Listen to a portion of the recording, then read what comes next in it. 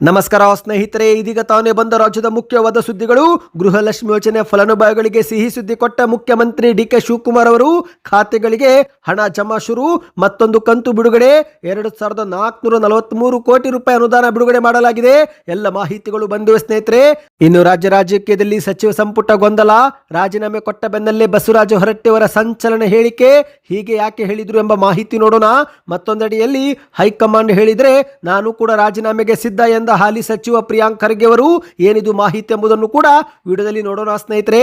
ಮತ್ತೊಂದಡಿಯಲ್ಲಿ ಸಾಲ ಪಡೆದುಕೊಂಡವರಿಗೆ good news ಕೊಟ್ಟ RBI ನಿಂದ ಮತ್ತೊಂದು ಹೊಸ ರೂಲ್ಸು.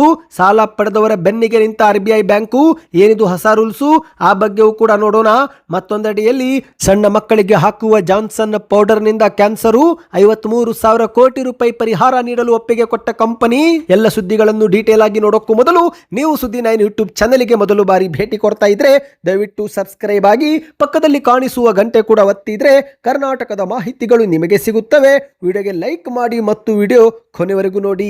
ಬನ್ನಿ ಸ್ನೇಹಿತರೆ, ಎಲ್ಲ ಮಾಹಿತಿಗಳನ್ನು ಡೀಟೇಲ್ ಆಗಿ ನೋಡೋಣ. ನೀವು ಕೂಡ ಗೃಹಲಕ್ಷ್ಮಿ ಯೋಜನೆ ಫಲಾನುಭವಿಗಳಾಗಿದ್ದರೆ ಜುಲೈ ತಿಂಗಳಲ್ಲಿ ನಿಮ್ಮ ಬ್ಯಾಂಕ್ ಖಾತೆಗೆ 2,000 ರೂಪಾಯಿ ಜಮಾವಾಯ್ತಾ? ಕಮೆಂಟ್ ಮಾಡಿ. ಇದೀಗ ಜುಲೈ ತಿಂಗಳಲ್ಲಿ ಮೇ ತಿಂಗಳ ಕಂತನ್ನು ಹಾಕಲಾಗಿತ್ತು. ಇದೀಗ ಅದರಂತೆ ಆಗಸ್ಟ್ ತಿಂಗಳಲ್ಲಿ ಜೂನ್ ತಿಂಗಳ ಕಂತನ್ನು ಹಾಕಲಾಗುತ್ತಿದೆ. ಹೌದು ಸ್ನೇಹಿತರೆ, ಇದುವರೆಗೆ ಒಟ್ಟು 32 ಕಂತು ಬಿಡುಗಡೆ ಮಾಡುವ ಮೂಲಕ ಫಲಾನುಭವಿಗಳ ಬ್ಯಾಂಕ್ ಖಾತೆಗೆ 64,000 ರೂಪಾಯಿ ಹಾಕಿದಂತಾಗಿದೆ. ಹೌದು, ಇತ್ತೀಚೆಗಷ್ಟೇ ಕೊಪ್ಪಳ ಜಿಲ್ಲೆಯ ಗ್ಯಾರಂಟಿ ಯೋಜನೆಗಳ ಅನುಷ್ಠಾನ ಪ್ರಾಧಿಕಾರದ ಅಧ್ಯಕ್ಷಕ ರೆಡ್ಡಿ ಶ್ರೀನಿವಾಸ್ ಅವರು 2-3 ದಿನಗಳಲ್ಲಿ ಜೂನ್ ತಿಂಗಳ 32ನೇ ಕಂತು ಫಲಾನುಭವಿಗಳಿಗೆ ಜಮೆ ಆಗುತ್ತೆ ಎಂದು ಹೇಳಿಕೆ ಕೊಟ್ಟಿದ್ದು, ಇದೀಗ ಅಧಿಕೃತವಾಗಿ ಡಿ.ಕೆ. ಶಿವಕುಮಾರ್ ಅವರು ಹಣ ಬಿಡುಗಡೆ ಮಾಡಿರುವ ಮಾಹಿತಿ ಲಭ್ಯವಾಗಿದೆ.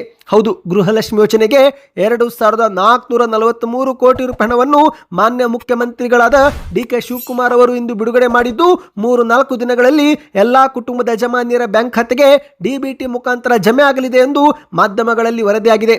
ಇದುವರೆಗೆ ಒಟ್ಟು 62,000 ರೂಪಾಯಿ ಹಣ ಫಲಾನುಭವಿಗಳ ಖಾತೆಗೆ ಜಮೆ ಮಾಡಲಾಗಿದ್ದು, ಇದೀಗ 32ನೇ ಕಂತು ಕೂಡ ಜಮೆ ಆದರೆ ಒಟ್ಟು 64,000 ರೂಪಾಯಿ ಹಣ ಫಲಾನುಭವಿಗಳಿಗೆ ತಲುಪಿಸಿದಂತಾಗುತ್ತೆ. ಹೌದು, ಈ ಬಗ್ಗೆ ಗ್ಯಾರಂಟಿ ಯೋಜನೆಗಳ ಪ್ರಾಧಿಕಾರದ ಉಪಾಧ್ಯಕ್ಷರಾಗಿರುವ ದಿನೇಶ್ ಗುಳಿಗೋಡ್ ಅವರು ಇಂದು ಮಾಧ್ಯಮಗಳ ಮುಂದೆ ಮಾಹಿತಿ ಕೊಟ್ಟಿದ್ದಾರೆ. ಮುಖ್ಯಮಂತ್ರಿ ಡಿ.ಕೆ. ಶಿವಕುಮಾರ್ ಅವರು ಮತ್ತೊಮ್ಮೆ ಹಣ ಬಿಡುಗಡೆ ಮಾಡಿದ್ದು, 2,443 ಕೋಟಿ ರೂಪಾಯಿ ಹಣವನ್ನು ಬಿಡುಗಡೆ ಮಾಡಲಾಗಿದೆ. ಆಗಸ್ಟ್ ನಲ್ಲಿ ಜಮಾ ಆಗುವ ಈ ಒಂದು ಕಂತು ಹಿಡಿದರೆ ಒಟ್ಟು 64,000 ರೂಪಾಯಿ ಹಣವನ್ನು ಫಲಾನುಭವಿಗಳಿಗೆ ಹಾಕಿದಂತಾಗುತ್ತೆ ಎಂದು ಮಾಹಿತಿ ಕೊಟ್ಟಿದ್ದಾರೆ. ಗ್ಯಾರಂಟಿ ಯೋಜನೆಗಳು ಹರ ಫಲಾನುಭವಿಗಳಿಗೆ ಮಾತ್ರ ತಲುಪಬೇಕು, ದುರುಪಯೋಗ ಆಗುವುದನ್ನು ತಡೆಯಬೇಕು ಎನ್ನುವ ಕಾರಣಕ್ಕೆ ಗೃಹಲಕ್ಷ್ಮಿ ಗೃಹಜ್ಯೋತಿ ಯೋಜನೆ ಪರಿಷ್ಕರಣೆ ಮಾಡುತ್ತಿದ್ದೇವೆ. ಈಗಾಗಲೇ ಗೃಹಲಕ್ಷ್ಮಿ ಯೋಜನೆಯಲ್ಲಿ ನೋಂದಾಯಿತರಾದವರಲ್ಲಿ ಸುಮಾರು 1,95,000ಕ್ಕೂ ಅಧಿಕ ಫಲಾನುಭವಿಗಳು ಮೃತಪಟ್ಟಿದ್ದು, ಅವರ ಬ್ಯಾಂಕ್ ಖಾತೆಗೆ ಸುಮಾರು 115 ಕೋಟಿ ರೂಪಾಯಿ ಹಣ ಸಂದೇಹವಾಗಿದೆ. ಈಗ ಆ ಒಂದು ಹಣವನ್ನ ವಾಪಸ್ ಪಡೆದುಕೊಳ್ಳುವ ಪ್ರಕ್ರಿಯೆ ಶುರು ಮಾಡಿದ್ದೇವೆ ಎಂದು ಮಾಹಿತಿ ಕೊಟ್ಟಿದ್ದಾರೆ. ಮೃತರ ಖಾತೆಗೆ ಹಣ ಸಂದೇಹವಾಗುತ್ತಿರುವುದನ್ನು ತಡೆಯಲು ಮೃತ ಫಲಾನುಭವಿಗಳ ಹೆಸರನ್ನು 15 ದಿನದಲ್ಲಿ ಪಟ್ಟಿಯಿಂದ ಕೈ ಬಿಡುವಂತೆ ಸರ್ಕಾರ ಶೀಘ್ರದಲ್ಲೇ ಮಾರ್ಗಸೂಚಿ ಬಿಡುಗಡೆ ಮಾಡಲಿದೆ ಎಂದು ಕೂಡ ಮಾಹಿತಿ ಕೊಟ್ಟಿದ್ದಾರೆ. ಅಂದಹಾಗೆ ಸ್ನೇಹಿತರೆ, ಇಲ್ಲಿ ಮತ್ತೊಂದು ಮಾಹಿತಿ ಏನೆಂದರೆ, ಸರ್ಕಾರದಿಂದ ಹಣ ಬಿಡುಗಡೆ ಆದರೂ ಬ್ಯಾಂಕ್ ಖಾತೆಗೆ ಜಮೆ ಆಗುವುದರಲ್ಲಿ ವಿಳಂಬವಾಗ್ತಾ ಇದೆ. ಹೌದು, ಕೆಲವೊಮ್ಮೆ ನಿಮ್ಮ ಬ್ಯಾಂಕ್ ಖಾತೆಗೆ ಹಣ ಬಂದಿಲ್ಲವೆಂದರೆ ಆತಂಕ ಪಡುವ ಅಗತ್ಯವಿಲ್ಲ ಸ್ನೇಹಿತರೆ. ಮೊದಲಿಗೆ ನೀವು ಬ್ಯಾಂಕ್ ಖಾತೆಯೊಂದಿಗೆ ಆಧಾರ್ ಕಾರ್ಡ್ ಲಿಂಕ್ ಆಗಿದೆಯಲ್ಲ ಎಂಬುದನ್ನು ಚೆಕ್ ಮಾಡಿಕೊಳ್ಳಿ. ಈ KYC ಪ್ರಕ್ರಿಯೆ ಕೂಡ ಪೂರ್ತಿ ಆಗಿದೆಯಲ್ಲ ಎಂಬುದನ್ನು ಚೆಕ್ ಮಾಡಿಕೊಳ್ಳಿ. ಈ 2 ಪ್ರಮುಖ ಕಾರಣದಿಂದಲೇ ಹಲವರಿಗೆ ತಕ್ಷಣವೇ ಹಣ ಜಮಾ ಆಗದೆ ವಿಳಂಬವಾಗುತ್ತಿದೆ ಎಂದು ಹೇಳಲಾಗ್ತಾ ಇದೆ. ಬನ್ನೀಗ ಮತ್ತೊಂದು ಮಾಹಿತಿಗೂ ಹೋಗೋಣ.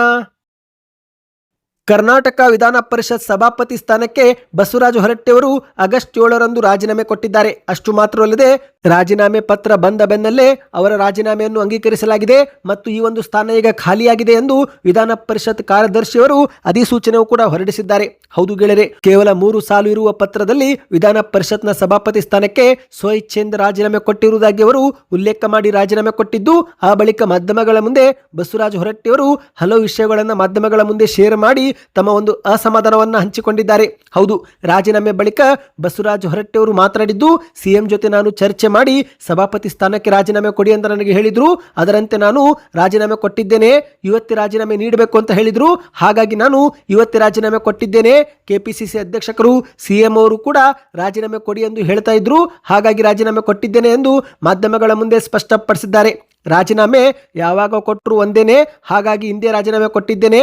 ಸಭಾಪತಿಯಾಗಿ ಏನು ಕೆಲಸ ಮಾಡಬೇಕೋ ಅದನ್ನು ನಾನು ಮಾಡಿದ್ದೇನೆ ಎಂದು ಮಾಧ್ಯಮಗಳ ಮುಂದೆ ಹೇಳಿದ್ದಾರೆ. ಮತ್ತೆ ಮುಂದಿರೋದು ಒಂದು ಶಾಕಿಂಗ್ ಹೇಳಿಕೆ ಕೊಟ್ಟಿದ್ದಾರೆ.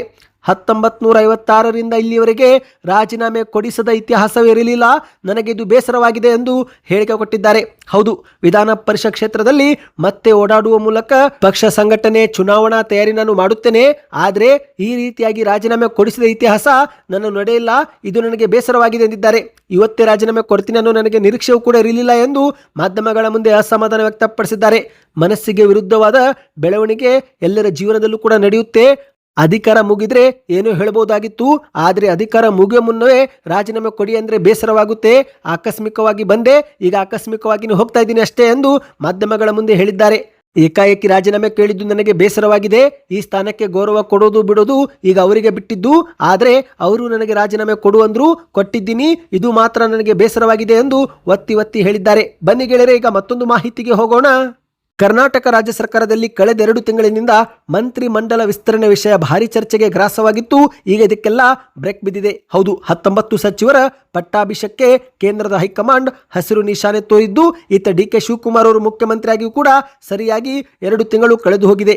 ಹೌದು, ಆಗಸ್ಟ್ 3ರಂದು ಮುಖ್ಯಮಂತ್ರಿ ಡಿ.ಕೆ. ಶಿವಕುಮಾರ್ ಅವರು ಸಿಎಂ ಆಗಿ 2 ತಿಂಗಳು ಪೂರ್ತಿಯಾಗಿದೆ. ಆದರೆ ಸ್ನೇಹಿತರೆ, ಈಗ ರಾಜ್ಯದಲ್ಲಿ ಸಚಿವ ಸ್ಥಾನ ಸಿಗದೇ ಇರುವುದಕ್ಕೆ ಕಾಂಗ್ರೆಸ್ ಪಕ್ಷದಲ್ಲಿ ಸಚಿವ ಆಕಾಂಕ್ಷಿಗಳಲ್ಲಿ ಭಿನ್ನಮತ ಸ್ಫೋಟಗೊಂಡಿದೆ. ಇದೇ ಮಧ್ಯೆ ಹಾಲಿ ಗೃಹ ಸಚಿವರಾಗಿರುವ ಪ್ರಿಯಾಂಕ್ ಖರ್ಗೆ ಅವರು ತಮ್ಮದೇ ಒಂದು ಶಾಕಿಂಗ್ ಹೇಳಿಕೆ ಕೊಟ್ಟಿದ್ದಾರೆ. ನಾನು ಕೂಡ ರಾಜೀನಾಮೆ ನೀಡಲು ಸಿದ್ಧ ಎಂದು ಹೇಳುವ ಮೂಲಕ ರಾಜಕೀಯದಲ್ಲೇ ಸಂಚಲನ ಮೂಡಿಸಿದ್ದಾರೆ. ಹೌದು, ಬೆಂಗಳೂರಲ್ಲಿ ಇಂದು ನೂತನ ಸಚಿವರಿಗೆ ಇನ್ನೂ ಕೂಡ ಖಾತೆ ಹಂಚಿಕೆ ಮಾಡದಿರುವುದು ಹಾಗೂ ಕಾಂಗ್ರೆಸ್ ಪಕ್ಷದಲ್ಲಿ ಅಸಮಾಧಾನ ಭುಗಿಲೆದ್ದಿರುವ ಬಗ್ಗೆ ಸ್ವತಃ ಮಾಧ್ಯಮಗಳ ಮುಂದೆ ಪ್ರಿಯಾಂಕ್ ಖರ್ಗೆ ಅವರು ಮಾತನಾಡಿದ್ದಾರೆ. ಯಾವುದೇ ಮಂತ್ರಿಗೆ ಯಾವ ಜವಾಬ್ದಾರಿ ಕೊಡಬೇಕು ಎಂದು ನಿರ್ಧಾರ ಮಾಡುವುದು ಸಿಎಂ ಅವರ ವಿವೇಚನೆಯಾಗಿದೆ. ಹೈಕಮಾಂಡ್ ಜೊತೆ ಮಾತನಾಡಿ ಯಾರಿಗೆ ಯಾವ ಜವಾಬ್ದಾರಿ ಕೊಟ್ಟರೆ ಚೆನ್ನಾಗಿ ಕೆಲಸ ಮಾಡ್ತಾರೆ ಅಂತ ಎಲ್ಲವನ್ನು ನೋಡಿನೇ ಸಚಿವ ಸ್ಥಾನ ಕೊಡಲಾಗುತ್ತೆ. ಇಂದು ನಮ್ಮಲ್ಲಿ 135 ಜನವಿದ್ದಾರೆ. ಸಚಿವ ಸ್ಥಾನ ಇರುವುದು ಕೇವಲ 30ರಿಂದ 33. ಹೀಗಿದ್ದಾಗ ಎಲ್ಲರಿಗೂ ಪ್ರಾತಿನಿಧ್ಯ ಕೊಡುವುದು ಕಷ್ಟವಾಗುತ್ತೆ. ಎಲ್ಲರೂ ಸೇರಿ ಪ್ರಾಮಾಣಿಕ ಪ್ರಯತ್ನ ಮಾಡಿದ್ದಾರೆ ಅಷ್ಟೇ ಎಂದು ಮಾಧ್ಯಮಗಳ ಮುಂದೆ ಹೇಳಿದ್ದಾರೆ. ಇನ್ನು ಇದೇ ನಡುವೆ ಕೆಲವು ಮಂತ್ರಿಗಳನ್ನು ಬದಲಾಯಿಸಿ ಅಸಮಾಧಾನಗೊಂಡವರನ್ನು ಅಧಿಕಾರ ಕೊಡುವ ವಿಚಾರವಾಗಿ ಮಾಧ್ಯಮಗಳು ಕೇಳಿದ ಪ್ರಶ್ನೆಗೆ ಪ್ರತಿಕ್ರಿಯೆ ಕೊಟ್ಟಂತೆಯವರು, ಅಕಸ್ಮಾತ್ ಹೈಕಮಾಂಡ್ ನನಗೇನಾದರೂ ಪಕ್ಷದ ಕೆಲಸ ಮಾಡುವಂದ್ರೆ ನಾನು ಕೂಡ ರಾಜೀನಾಮೆ ಕೊಡಲು ಸಿದ್ಧ. ನಾಳೆನೇ ಪಕ್ಷದ ಜವಾಬ್ದಾರಿ ಕೊಟ್ಟರೆ ಅದು ಕೂಡ ನಾನು ಸ್ವೀಕರಿಸುತ್ತೇನೆ. ಎಲ್ಲರಿಗೂ ಇದು ಅನ್ವಯವಾಗುತ್ತೆ. ಅಸಮಾಧಾನ ಪಡುವಂಥದ್ದು ಇಲ್ಲಿ ಏನೂ ಇಲ್ಲ. ಹೈಕಮಾಂಡ್ ಹೇಳಿದರೆ ರಾಜೀನಾಮೆ ಕೊಡುತ್ತೇನೆ ಎಂದು ಮಾಧ್ಯಮಗಳ ಮುಂದೆ ತಿಳಿಸಿದ್ದಾರೆ. ಬನ್ನಿ ಸ್ನೇಹಿತರೆ, ಮತ್ತೊಂದು ಮಾಹಿತಿಗೆ ಹೋಗೋಣ. ಸಾಲ ಪಡೆದುಕೊಂಡವರಿಗೆ RBI ಸಿಹಿ ಸುದ್ದಿ ಕೊಟ್ಟಿದೆ. ಹೌದು, ಸಾಲ ಮರುಪಾವತಿ ಮಾಡದ ಗ್ರಾಹಕರ ವಿರುದ್ಧ ಬ್ಯಾಂಕುಗಳು ತೆಗೆದುಕೊಳ್ಳುತ್ತಿರುವ ವಸೂಲಾತಿ ಕ್ರಮಗಳಿಗೆ ಸಂಬಂಧಿಸಿದಂತೆ RBI ಇಂದು ಸ್ಪಷ್ಟನೆ ಕೊಟ್ಟಿದೆ. ಗೃಹ ಸಾಲ, ವಾಹನ ಸಾಲ ಅಥವಾ ವೈಯಕ್ತಿಕ ಸಾಲಗಳನ್ನು ಮರುಪಾವತಿ ಮಾಡುವ ವೇಳೆ ಡಿಫಾಲ್ಟ್ ಆದ ತಕ್ಷಣ ವಸೂಲಾತಿ ನೆಪದಲ್ಲಿ ಕೆಲ ಬ್ಯಾಂಕುಗಳು ಗ್ರಾಹಕರ ಫೋನ್ ಅಥವಾ ಲ್ಯಾಪ್ಟಾಪ್ ಲಾಕ್ ಮಾಡುತ್ತಿದ್ರು. ಆದರೆ ಇನ್ನು ಮುಂದೆ ಈ ರೀತಿಯಾಗಿ ರಿಮೋಟ್ ಲಾಕ್ ಮೂಲಕ ಸ್ಥಗಿತಗೊಳಿಸುವಂತಿಲ್ಲ ಎಂದು RBI ಸ್ಪಷ್ಟಪಡಿಸಿದೆ.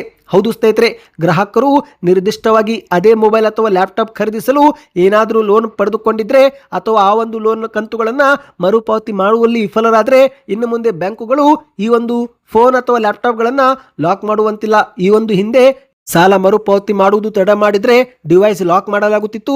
ಆದರೆ ಇನ್ನು ಮುಂದೆ ಮಾಡುವಂತಿಲ್ಲ ಎಂದು RBI ಬ್ಯಾಂಕುಗಳಿಗೆ ನಿರ್ದೇಶನ ಕೊಟ್ಟಿದೆ. ಹೌದು, RBI ಹೊಸ ಮಾರ್ಗಸೂಚಿ ಪ್ರಕಾರ ವಿಶೇಷ ಸಂದರ್ಭಗಳಲ್ಲಿ ಸಾಲ ವಸೂಲಾತಿಗಳಿಗೆ ಬ್ಯಾಂಕುಗಳು ಕೆಲವು ಬ್ಯಾಂಕಿಂಗ್ ಸೌಲಭ್ಯಗಳನ್ನು ತಾತ್ಕಾಲಿಕವಾಗಿ ಸ್ಥಗಿತಗೊಳಿಸಬಹುದು.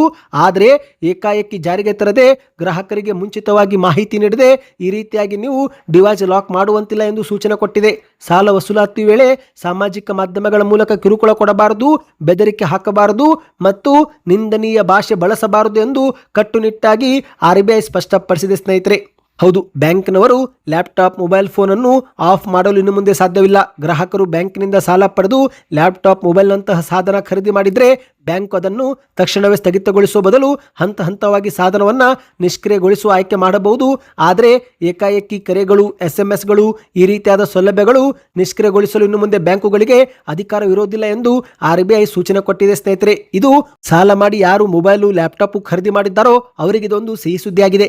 ಬನ್ನಿ ಈಗ ಕೊನೆಯ ಮಾಹಿತಿಗೆ ಹೋಗೋಣ. ಪ್ರತಿದಿನ ನಾವು ಬಳಸುವಂತಹ ಅದೆಷ್ಟೋ ಉತ್ಪನ್ನಗಳಲ್ಲಿ ಕ್ಯಾನ್ಸರ್ ಕಾರಕ ಅಂಶಗಳು ಇರುತ್ತವೆ. ಆದರೆ ನಮಗೆ ಗೊತ್ತಿಲ್ಲದೆ ನಾವು ಅದನ್ನು ಬಳಸುತ್ತೇವೆ.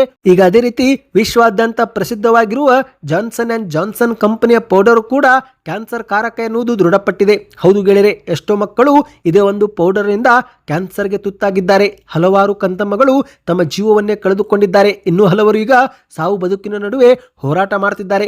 ಮಕ್ಕಳು ಮಾತ್ರವಲ್ಲದೆ ಸಹಸ್ರಾರು ದೊಡ್ಡವರಿಗೂ ಕೂಡ ಈ ಒಂದು ಪೌಡರ್ನಿಂದ ಕ್ಯಾನ್ಸರ್ ಬಂದಿರುವುದು ಈಗ ಪತ್ತೆಯಾಗಿದೆ. ಹೌದು, ಈ ಒಂದು ಕಂಪನಿಯ ಪೌಡರ್ ಎನ್ನುವುದು ತಿಳಿಯುತ್ತಿದ್ದಂತೆ ವಿಶ್ವದ ಹಲವು ಕೋರ್ಟ್ನಲ್ಲಿ ಈ ಒಂದು ಕಂಪನಿ ವಿರುದ್ಧ ಕೇಸುಗಳು ದಾಖಲಾಗಿದ್ದು ಎಲ್ಲರೂ ಕೂಡ ಪರಿಹಾರ ಕೊಡಿ ಎಂದು ಕಂಪನಿಗೆ ಒತ್ತಾಯ ಮಾಡಿದ್ದು, ಸದ್ಯ ಕಂಪನಿಯು ಕೂಡ ಈಗ 53,000 ಕೋಟಿ ರೂಪಾಯಿ ಪರಿಹಾರ ನೀಡಲು ಒಪ್ಪಿಗೆ ಕೊಟ್ಟಿದೆ. ಹೌದು, $5.5 ಬಿಲಿಯನ್ ಅಂದ್ರೆ ಭಾರತದ ರೂಪಾಯಿಯಲ್ಲಿ ಹೇಳುವುದಾದ್ರೆ ಸುಮಾರು 53,000 ಕೋಟಿ ರೂಪಾಯಿ ಅಮೆರಿಕದಲ್ಲಿ ದಾಖಲಾಗಿರುವ ಕೇಸುಗಳಿಗೆ ಮಾತ್ರ ಪರಿಹಾರ ಕೊಡಲು ಈ ಒಂದು ಪೌಡರ್ ಕಂಪನಿಗೆ ಒಪ್ಪಿಗೆಕೊಂಡಿದೆ. ಅಂದ್ರೆ ಸ್ನೇಹಿತರೆ, ಇದು ಭಾರತ ಅಲ್ಲ, ಕೇವಲ ಅಮೆರಿಕದಲ್ಲಿರುವ ಮಕ್ಕಳಿಗೆ 53,000 ಕೋಟಿ ರೂಪಾಯಿ ಕೊಡಲು ಈಗ ಈ ಒಂದು ಕಂಪನಿ ಒಪ್ಪಿಕೊಂಡಿರುವುದು ತಿಳಿದು ಬಂದಿದೆ. ಅಂದ್ರೆ ಕೇವಲ ಇದು ಅಮೆರಿಕವಂದ್ರೆ ಈಗ ಭಾರತದಲ್ಲಿ ಎಷ್ಟು ಆಗಿರಬಹುದು ಎನ್ನುವುದು ಲೆಕ್ಕ ಹಾಕಬೇಕಾಗಿದೆ ಸ್ನೇಹಿತರೆ. ನೀವು ಕೂಡ ನಿಮ್ಮ ಮನೆಯಲ್ಲಿ ಸಣ್ಣ ಮಕ್ಕಳಿದ್ರೆ ಈ ಒಂದು ಪೌಡರ್ ಅನ್ನ ಆದಷ್ಟು ಬಳಕೆ ಮಾಡಬೇಡಿ ಮತ್ತು ಈ ಮಾಹಿತಿ ಪ್ರತಿಯೊಬ್ಬರಿಗೂ ನೀವು ಶೇರ್ ಮಾಡಿ. ವಿಡಿಯೋ ಇಷ್ಟವಾಗಿದ್ರೆ ಲೈಕ್ ಮಾಡ್ತಾ ಚಾನಲ್ಗೆ ಸಬ್ಸ್ಕ್ರೈಬ್ ಆಗಿ.